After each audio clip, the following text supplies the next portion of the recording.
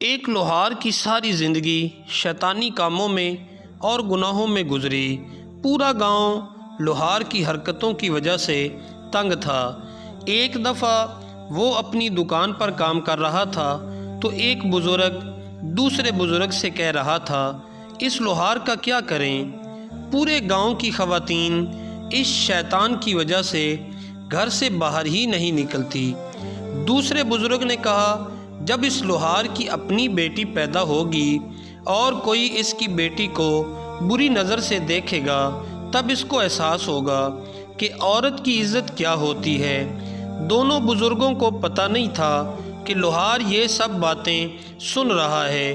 بزرگ کی باتیں لوہار کے دل پر گہرا اثر کر گئیں۔ اس وقت اسے احساس ہوا، میں یہ کس کام میں پڑ گیا تھا۔ اس نے اسی وقت اپنی دکان بند کی اور ندامت کے آنسو بہاتے ہوئے مسجد کی طرف دوڑا، اللہ سے اپنی غلطیوں کی معافی مانگی اور سچے دل سے توبہ کی۔ اب لوہار نے مسجد میں باقاعدہ نماز پڑھنا شروع کر دی۔ مسجد میں موجود نمازی اس کو غور سے دیکھتے اور مسجد کا امام بھی لوہار کو عجیب نظروں سے دیکھتا۔ وہ جانتا تھا لوہار کی حرکتیں کیسی تھیں۔ سب کو اس بات کی حیرانگی تھی کہ جو لوہار ایک وقت میں شیطان تھا، جس کے ڈر سے محلے کی عورتیں اپنے گھر سے باہر ہی نہیں نکلتی تھیں، وہ اتنا نیک کیسے بن گیا اور کوئی بھی نماز نہیں چھوڑتا۔ جب سے لوہار نے سچے دل سے توبہ کی تو اس کا کاروبار کم ہونے لگا، لیکن اس نے ہمت نہیں ہاری۔ اس نے مزید محنت کرنا شروع کی۔ گاؤں کی عورتیں جب اپنے گھروں سے باہر نکلتی تھیں تو وہ بھی دیکھ کر حیران ہوتیں کہ لوہار اب پہلے جیسا نہیں رہا۔ وہ اب کسی کو بھی نظر اٹھا کر نہیں دیکھتا تھا۔ لوہار کے گاہک آنا بند ہو گئے۔ اس نے اپنی دکان بند کر دی اور مزدوری کرنے لگا۔ دن بھر کی مزدوری کے بعد اسے بہت تھوڑا معاوضہ ملتا، لیکن کم معاوضہ ملنے کے باوجود وہ اللہ کا شکر ادا کرتا اور گھر چلا جاتا۔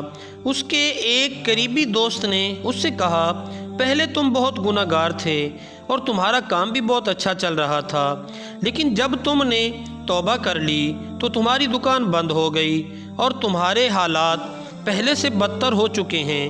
کیا تمہیں اس بات کا یقین ہے کہ تمہاری توبہ قبول ہوئی ہے یا نہیں؟ لوہار نے جب اپنے دوست کی باتیں سنی تو وہ خاموش رہا اور کچھ بھی نہیں کہا۔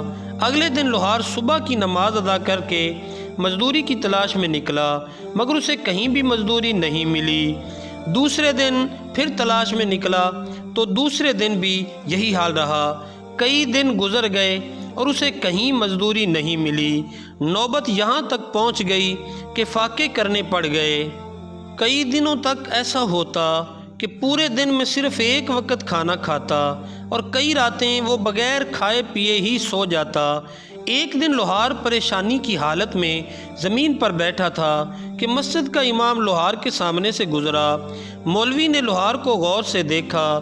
مولوی کو معلوم ہو چکا تھا کہ لوہار فاقوں سے ہے۔ مولوی نے کہا، اللہ نے تمہاری توبہ قبول ہی نہیں کی، ورنہ تم یوں ذلیل اور خوار نہ ہو رہے ہوتے۔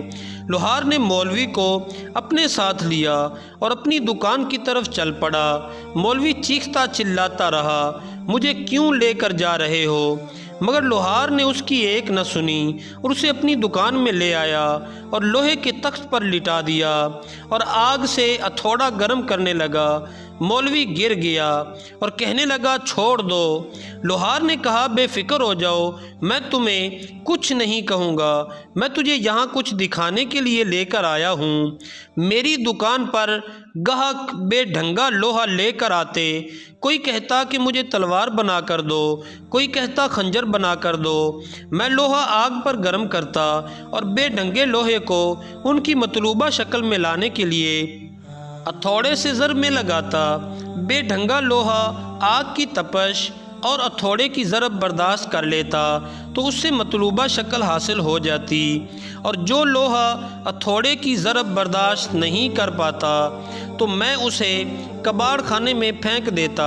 اللہ کی راہ میں تکلیف منظور ہے، یہ میری آزمائش ہے کہ تھوڑا کھاؤ اور فاقوں کی تپش سہ لو، شاید اسی طرح میں اس مطلوبہ شکل میں آ جاؤں گا۔ یا جس شکل میں اللہ مجھے ڈالنا چاہتا ہے، بس میری یہی دعا ہے کہ مجھے بیکار سمجھ کر کباڑ میں نہ پھینک دیں۔ یہ کہہ کر لوہار کی آنکھوں میں آنسو جاری ہو گئے، اور مولوی بھی لوہار کی باتیں سن کر رونے لگا اور لوہار سے معافی مانگی کہ میں تمہیں غلط سمجھ رہا تھا، اور اللہ کی راہ میں آنے والی مشکلات دراصل ہمیں آخرت کی سختی سے بچانے کے لیے ہی ہوتی ہیں۔ اللہ پاک سے دعا ہے کہ وہ ہمیں برے اعمال سے بچنے اور زیادہ سے زیادہ نیک اعمال کرنے کی توفیق عطا فرمائے۔